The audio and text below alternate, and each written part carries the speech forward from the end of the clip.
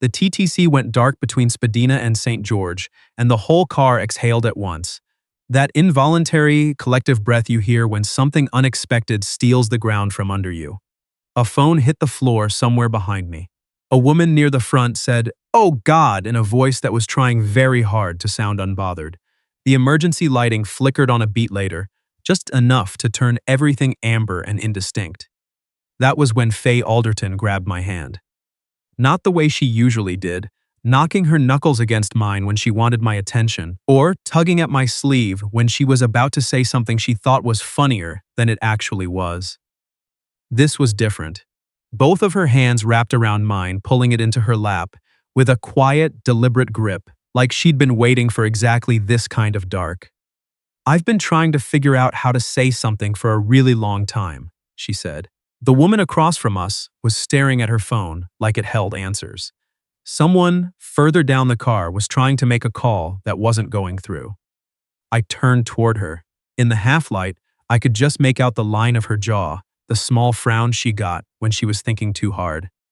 "Faye," I said. "Don't talk yet," she said. "I need another 30 seconds of darkness to be brave enough." I should tell you who Faye Alderton is before I tell you what she said. She was 27, a freelance illustrator who worked from a second-floor apartment in the annex, surrounded by enough plants that it had started to feel less like an apartment and more like an indoor forest with a drafting table at the center. She drew graphic novels, not the superhero kind, but the quiet kind, the ones that made you feel understood in a way you couldn't quite explain afterward. She'd been shortlisted for a Doug Wright Award the year before, which she had mentioned to me with the exact same energy she used to announce that her favorite cafe had changed its hours. I'd known her for 4 years. We met at an industry mixer. She was there for illustration work. I was there representing the architectural visualization firm on King, where I'd been working for 3 years, and she'd walked directly up to me and said, without any preamble at all, "You look like you'd rather be somewhere else." "Me too. Do you want to talk about that instead of talking about work?" And that was it. 4 years of that. She was the person I called when my lease fell through on a Tuesday in March, and I needed somewhere to for 2 weeks. She helped me carry a desk up 3 flights of stairs when I finally found a new place. She ate the bad takeout without complaint. She knew I organized my bookshelves alphabetically by author, and she had never, not once, made fun of me for it, not even the smallest amount. She was, by every measure that counted, my best friend. She was also the person I'd been in love with for approximately 2 years and 10 months. Not that I'd kept track. I hadn't said anything. I had thought it through carefully, many times, and arrived at the same conclusion every time. Faye was too important to risk.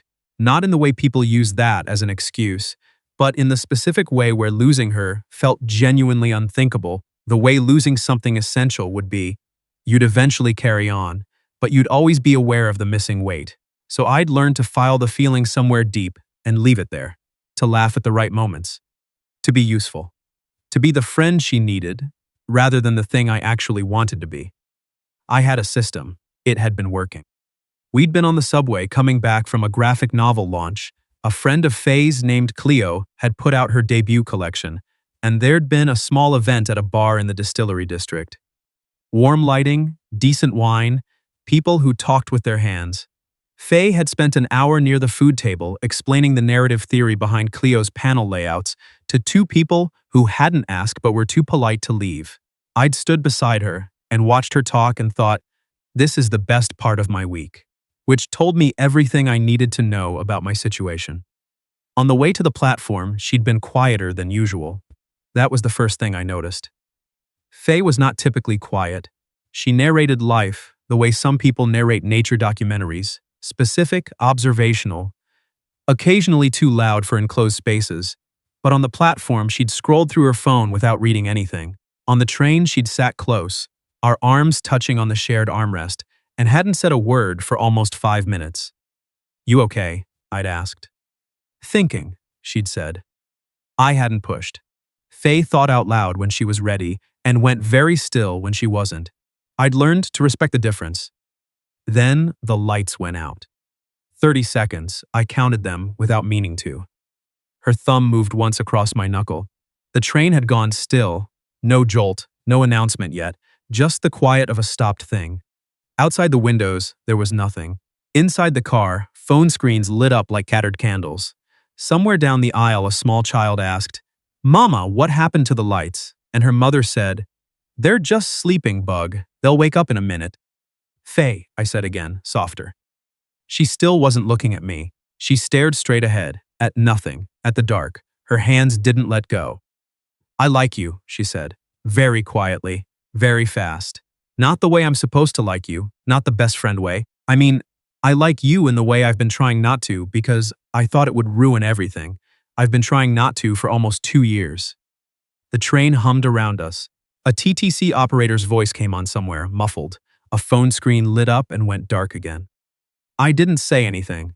I was aware that I had stopped breathing in any useful capacity. "You don't have to say anything," she said, and there was something careful in her voice already. Already building a way out for both of us. "We can just.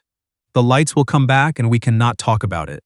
I just needed to say it once, while I couldn't see your face. She let out a single shaky breath that was almost a laugh. I turned my hand over and held hers instead of the other way around. "Faye," I said. "Don't be kind," she said immediately. "Please, I can handle anything but kind." "I'm not being kind." She turned toward me then. In the amber emergency light, her face was all shadows.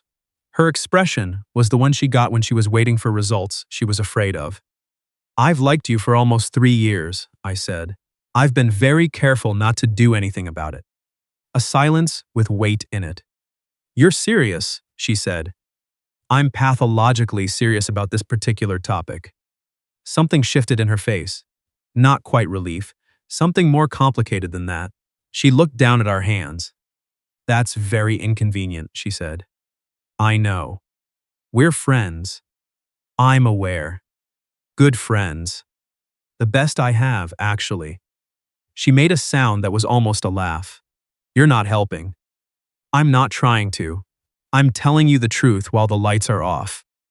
Then the lights came back, full and sudden and fluorescent, the way subway lights always are, brutal and honest, and completely indifferent to timing. Faye blinked, let go of my hand, sat back slightly. "Oh," she said. That was all, just oh. She didn't say much else on the train. I didn't push. We came up out of the Spadina station into the November cold and walked 3 blocks in a silence that had never existed between us before. Not uncomfortable, exactly, but careful, like we were both holding something fragile, and neither of us wanted to jostle it. At the corner where we always split, she went north, I went south, she stopped. "Sawyer," she said. "Yeah." She looked at me for a moment. The wind came off the lake the way it does in November, the kind that finds your collar and stays. She pulled her jacket tighter. "I need to think," she said. "That's fair. I didn't mean to just drop that on you." "You didn't drop anything on me. You told me the truth." She shook her head, just slightly. "I'm going to go home and overthink everything." "Also fair." She gave me almost her usual look, the one that said you're being deliberately calm and I see exactly what you're doing, but not quite. "Good night," she said. "Good night, Faye." I watched her walk half a block north before I turned south. The next 5 days were the longest I'd had in recent memory.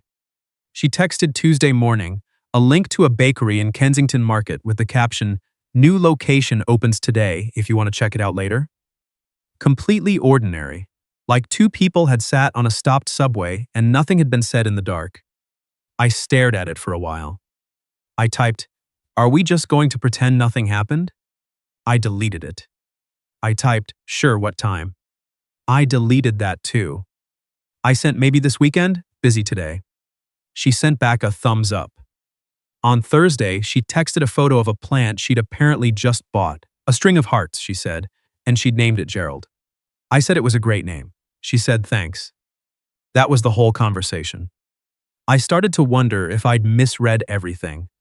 If the stopped train and the darkness had created some kind of pressure that made things feel more significant than they were. If she'd been startled and said something she didn't mean, and now we were quietly moving past it. And that was probably for the best, and I should let it be for the best. I was very good at convincing myself. Saturday she texted, "Bagels on Bloor," and I said yeah. When? And she said 11, and I said sure. I got there first and ordered coffee and told myself to be normal.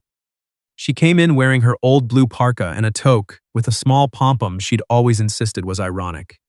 She ordered an everything bagel and sat across from me and said, "How's the Lakeshore project going?"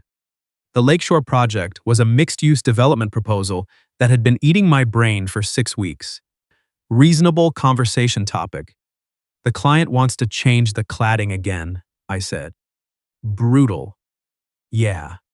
She pulled her bagel apart and didn't look at me. This was the thing about Faye.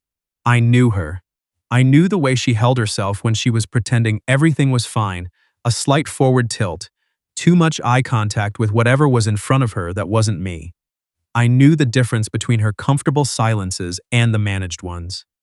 This was a managed one. "We're doing this?" I said. She looked up. "Doing what?" Pretending the other night was nothing. A pause. She set down the bagel. "I told you I needed to think. It's been 5 days. Sawyer. I'm not pushing you. I wasn't. I was trying very hard not to, but I told you something true. In the dark, yes, but still true. I'm not going to unsay it." She looked at me for a long moment. Outside, a streetcar went by on Bathurst. Someone behind me ordered a sesame. "What if it doesn't work?" she said, very quietly. "I don't know." "What if it's a disaster and I lose you?" "I don't know that either." Her eyes went a little bright. "That's not helpful." "I know. I'm sorry." I leaned forward slightly. "Faye, I've been your best friend for 4 years. I helped you move twice. I drove you to Pearson at 6 in the morning when your flight got rescheduled. I sat through 3 hours of your aunt's birthday dinner last spring, and I did not complain about the salmon." She almost smiled. "You complained a little." "I complained an appropriate amount. My point is, I'm not going anywhere. Whatever happens, you don't lose me by telling me the truth." I paused. "You've already told me. I'm still here." She looked at me, then at her bagel, then at me again. "I named the plant Gerald," she said. "I know. You sent me a photo. It reminded me of you. I'm not entirely sure why. You're nothing like a string of hearts." She frowned, considering this. "Actually, maybe you are." "In what way?" "You're delicate looking, but actually very sturdy. You grow toward light." She was working very hard not to smile. "You trail into people's spaces without them noticing until suddenly you're everywhere." "Faye." "What? Are we still talking about the plant?" She picked up her bagel, set it down again. She had the expression she got when she was losing an argument she'd never technically entered. "I've liked you since the night we stayed up until 2 in the morning arguing about whether Nausicaa counts as an unreliable narrator," she said. 2.5 years ago. "And I've been managing it ever since because I thought you saw me as a friend and I didn't want to make things strange." She looked directly at me. "And apparently we have both been complete idiots for roughly the same amount of time." My chest did something I was not going to describe out loud. "Apparently," I said. "This is embarrassing. Genuinely. I told you I liked you in a stopped TTC car in the dark." "You did." "While there was a child nearby asking why the lights were off. Her mother said they were sleeping." Faye covered her face with both hands. I waited. That was the thing about Faye. She needed a moment to go from terrified to okay. You couldn't rush it, but it didn't take long. After a moment, she dropped her hands. Her cheeks were pink. "Okay," she said. "Okay? I don't know exactly what okay means yet, but okay." I picked up my coffee. She picked up her bagel. The Saturday morning of a Bloor Street cafe carried on entirely indifferent to what had just happened at our table. "Can I take you somewhere?" I said. She looked at me. "Like where?" "Somewhere that isn't where we always go." Something in her face shifted, softer than uncertain, not quite sure yet. "Like a date," she said. The words sat there, specific and a little strange and exactly right. "Yeah," I said, "like a date." She chewed thoughtfully, looked out at the November street. "You'll pick somewhere warm. It's supposed to go to -12 this weekend." I'll find somewhere warm. She nodded, very businesslike then, and Sawyer. Yeah? What I said on the subway, I meant it. Not just because the lights were off. I looked at her. She was watching me with the steady kind of look she usually saved for things she was certain about. I know, I said. She smiled then, the real one, the one she couldn't fully manage. It was brief and she hid it quickly in her coffee cup, but I saw it. That Sunday I took her to a small ramen place on Harbord, the kind with paper lanterns and handwritten menus, warm the way only a small restaurant can be warm. We sat across from each other in a booth that was slightly too small and absolutely correct. She ordered the tonkotsu. I ordered the same. You hate broth-based soups, she said. I don't hate them. You once called faux dishwater with ambitions. That was a different context. Tonkotsu has conviction. She looked at me like she could see straight through the whole thing.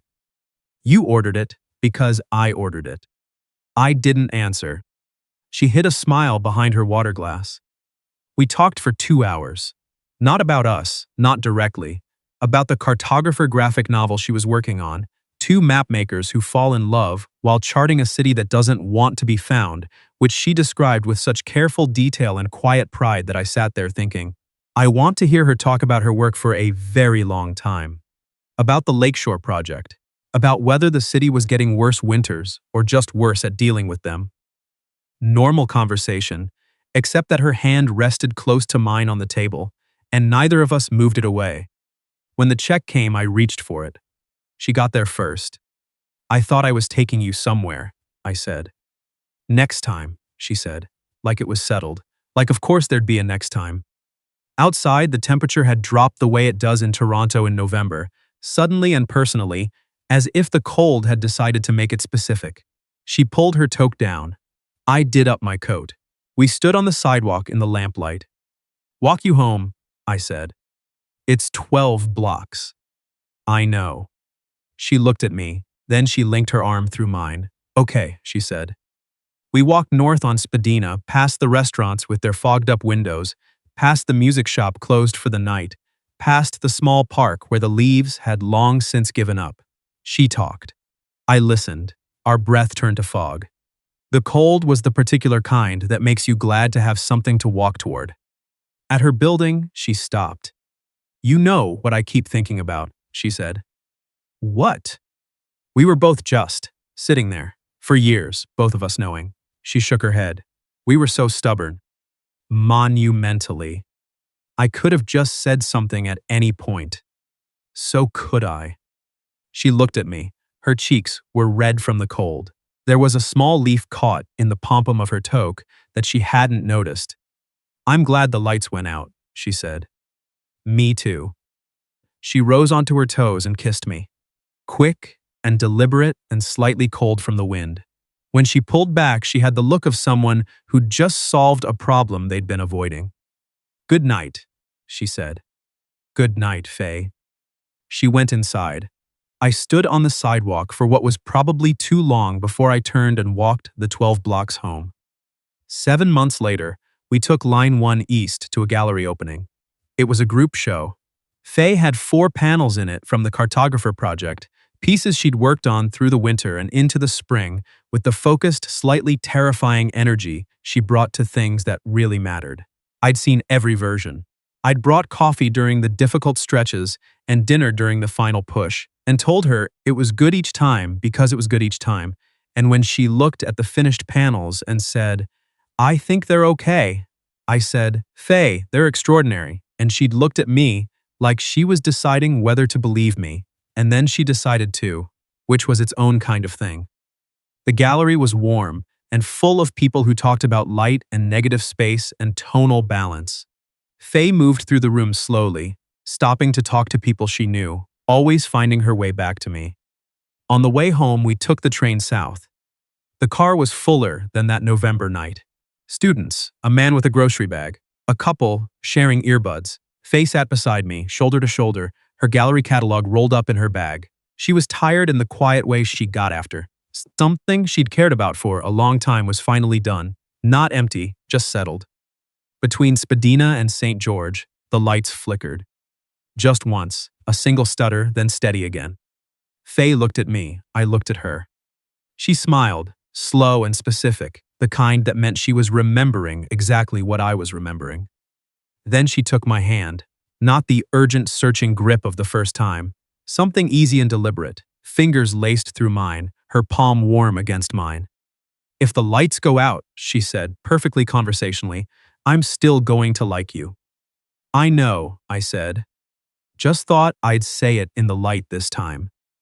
I brought her hand up and pressed my mouth to her knuckles, and she made a small sound and leaned into my shoulder, and the train carried us south through the dark beneath the city. We didn't need the power to go out anymore, but I was grateful, still, for 11 minutes of stopped train and amber emergency lighting, and a woman brave enough to say the true thing while she couldn't see my face. Some things are easier to say in the dark. What matters is that you keep saying them when the lights come back.